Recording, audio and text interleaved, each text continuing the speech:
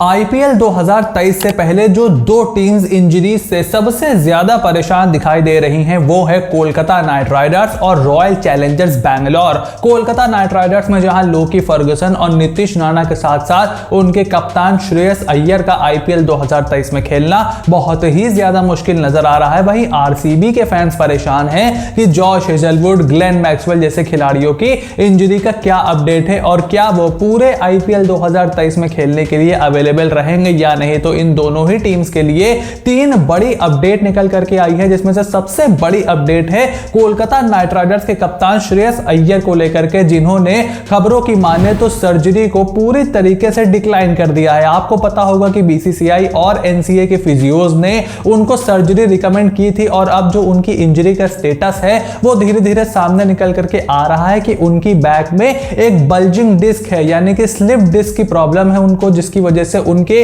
Back के साथ साथ पैरों में भी काफी ज्यादा दर्द होता है। अगर आपको बल्जिंग डिस्क के बारे में नहीं पता तो जो डिस्क होती है, आपकी जो स्पाइन होती है उसके बीच में जो डिस्क होती है, जब वो निकलती है तो उससे आपके पैरों में और कैफ तक में बहुत ज्यादा दर्द होता है, जिससे चलने फिरने में भी बहुत ही ज्यादा दिक्कत आती है। तो अब ये बताया जा रहा था कि सारे ट्रीटमेंट काम नहीं कर रहे हैं और उनको सर्जरी रिकमेंड की गई थी, लेकिन श्रेयस अय्यर के नजरिए से जरा सोच कर देखिए, 2021 में इतने करीब थे वो भारत के कप्तान बनने के लिए। जो शिखर धवन को कप्तान बनाया गया था 2021 के श्रीलंका दौरे में, जो आईपीएल कैंसिल होने के बीच में हुआ था, जब हम श्रीलंका गए थे वहां शिखर धवन कप्तान थे, वो श्रेयस अय्यर ही कप्तान होते। अपनी परमानेंट जगह उन्होंने कर ली थी व्हाइट बॉल फॉर्मेट, और फील्डिंग करते हुए उनका शोल्डर डिसलोकेट हो गया था, जिसके बाद उनको वर्ल्ड टी20 में अपनी जगह गंवानी पड़ी और दोबारा से मेहनत करके उन्होंने अपनी जगह धीरे धीरे बनाई थी। अच्छा परफॉर्मेंस कर रहे थे खास करके वनडे क्रिकेट में, और एक बार फिर से बल्जिंग डिस्क की उनको दिक्कत आ गई है, जिसकी वजह से आईपीएल 2023 को मिस कर सकते हैं।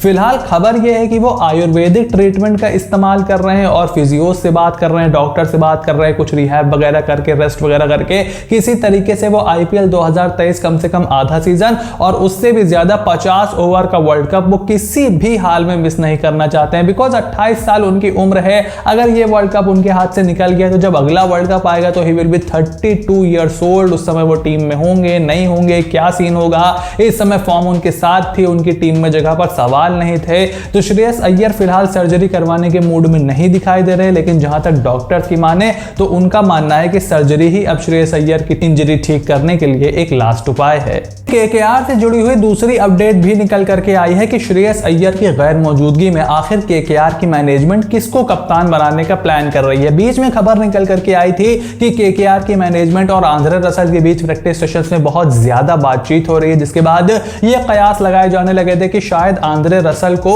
उनकी सीनियरिटी देखते हुए और जितना कमिटमेंट उन्होंने दिखाया है केकेआर के लिए, उसको देखते हुए वो उनको कप्तान बना सकते हैं। लेकिन फिलहाल ईएसपीएन क्रिक इन्फो ने इस बात को कहा है कि इस समय आंद्रे रसल से आगे सुनील नारायण और नीतीश राणा कप्तानी के दावेदार बताए जा रहे हैं श्रेयस अय्यर की अनअवेलेबिलिटी में। अगर श्रेयस अय्यर आधे आईपीएल के बाद आ जाते हैं तब तो कंपैरेटिवली डिसीजन लेना थोड़ा सा इजी हो जाएगा, लेकिन अगर श्रेयस अय्यर आईपीएल में हिस्सा नहीं लेते हैं तो बहुत ही सोच समझकर यहां पर केकेआर को चुनना होगा, और इसीलिए मेरा मानना है कि नीतीश राणा ही कप्तानी के सबसे सटीक दावेदार होंगे। हालांकि सुनील नारायण और आंद्रे रसल की जो आपकी टीम में जगह है उस पर भी बहुत ज्यादा सवाल नहीं है, और मेरा हमेशा से यह मानना है कि आपने कप्तान उसी को बनाना चाहिए जिसकी प्लेइंग 11 में जगह पूरी तरीके से कंफर्म हो। लेकिन अगर आप इंडियन प्लेयर को बनाते हो तो अपने ओवरसीज स्लॉट्स आप खुले रखते हो, और फिर इंजरी प्रोन भी है थोड़े बहुत आंद्रे रसल, तो उसको भी देखना होगा। ये ना हो कि एक कप्तान को आपने दूसरे कप्तान से रिप्लेस किया और फिर आपको तीसरा कप्तान बनाना पड़ गया। तो मेरे ख्याल में नीतीश राणा इस समय केकेआर की कैप्टेंसी के सबसे बड़े दावेदार हैं। वहीं जॉश हेजलवुड को लेकर के आरसीबी के फैंस काफी ज्यादा परेशान हैं, और उनके लिए अपडेट यह है जिसे आपको बहुत ध्यान से सुनना होगा कि जॉश हेजलवुड अभी तक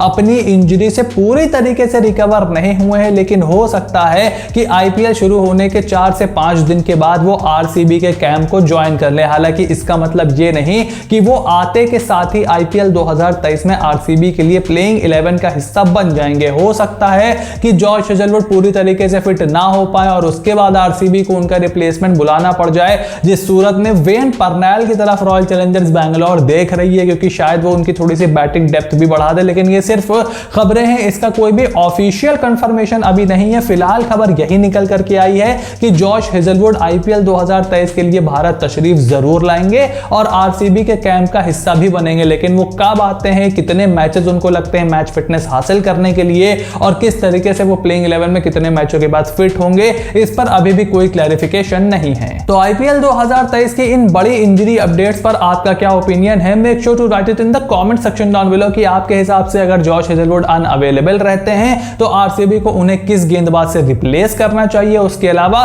श्रेयस अय्यर की इंजरी और केकेआर के नए कैप्टन पर आपका क्या ओपिनियन है? फटाफट से कमेंट बॉक्स में लिख करके जरूर बताइएगा। आई होप वीडियो आपको इंफॉर्मेटिव लगी होगी। अगर ऐसा है then make sure to click on the subscribe button, press the bell notification, become part of the family, because IPL 2023 से जुड़ी हुई सभी अपडेट ऐसे ही कैटेगोरिकली आपको इस चैनल पर देखने को मिलती रहेंगी। So you have to stay tuned for everything that is coming your way and I will see you soon in the next video.